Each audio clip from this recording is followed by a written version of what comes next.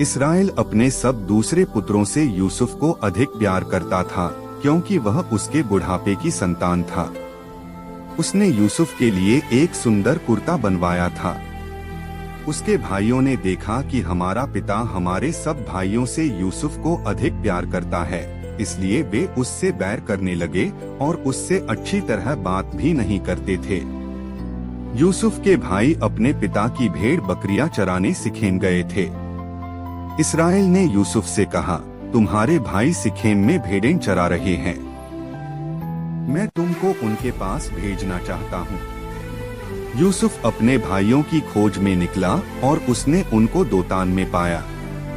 उन्होंने उसे दूर से आते देखा था और उसके पहुंचने से पहले ही वे उसे मार डालने का षड्यंत्र रचने लगे। उन्होंने एक दूसरे से कहा, देखो वह स्वप्न दृष्टा आ रहा है, चलो हम उसे मारकर किसी कुएं में फेंक दें। हम यह कहेंगे कि कोई हिंस्र पशु उसे खा गया है, तब हम देखेंगे कि उसके स्वप्न उसके किस काम आते हैं। रूबेन यह सुनकर उसे उनके हाथों से बचाने के उद्देश्य से बोला, हम उसकी हत्या न करें। तब रूबेन ने फिर कहा, तुम उसका रक्त नहीं बहाओ, उसे मरुभूमि के कुएं में फेंक दो, किंतु उस पर हाथ मत लगाओ। वह उसे उनके हाथों से बचाकर पिता के पास पहुंचा देना चाहता था। इसलिए जो ही यूसुफ अपने भाइयों के पास पहुंचा, उन्होंने उसका सुंदर कुर्ता उतारा और उसे पकड़कर कुएं में फेंक दिया। वह कुआं सूखा हुआ था, उसमें पानी नहीं था। इसके बाद से वे बैठकर भोजन करने लगे। उन्होंने आंखें ऊपर उठाकर देखा कि इस्माइलियों का एक कारवां गिलाद से आ रहा है। वे ऊंटों पर गोंद, बलसा और गंधरस लादे हुए मिस्र देश जा रहे थे। तब यूदा ने अपने भाइयों से कहा, अपने भाई को मारने और उसका रक्त छिपाने से हमें क्या लाभ होगा?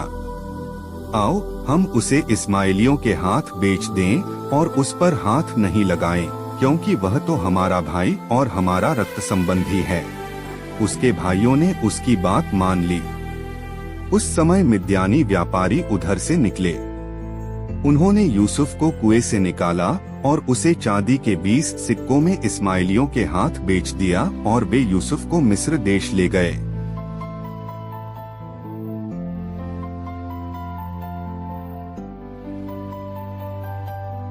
एक दूसरा दृष्टांत सुनो। किसी भूमिधर ने दाख की बारी लगवाई, उसके चारों ओर घेरा बनवाया, उसमें रस का कुंड खुदवाया और पक्का मचान बनवाया। तब उसे असामियों को पट्टे पर देकर वह परदेश चला गया। फसल का समय आने पर उसने फसल का हिस्सा वसूल करने के लिए असामियों के पास अपने नौकरों को भेजा, किंतु असामियों ने उसके नौकरों को पकड़कर उनमें से किसी को मारा पीटा, किसी की हत्या कर दी और किसी को पत्थरों से मार डाला।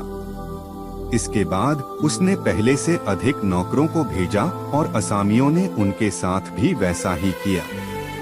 अंत में उसने यह सोचकर अपने पुत्र को उनके पास भेजा कि वे मेरे पुत्र का आदर करेंगे। किंतु पुत्र को देखकर असामियों ने एक दूसरे से कहा, यह तो उत्तराधिकारी है, चलो हम इसे मार डालें और इसकी विरासत पर कब्जा कर लें। उन्होंने उसे पकड़ लिया और दाखबारी से बाहर निकालकर मार डाला।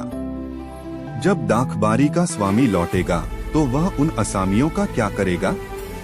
उन्होंने ईसा से कहा, वह उन दृष्टों का सर्वनाश करेगा और अपनी दाखबारी का पट्टा दूसरे असामियों को देगा, जो समय पर फसल का हिस्सा देते रहेंगे।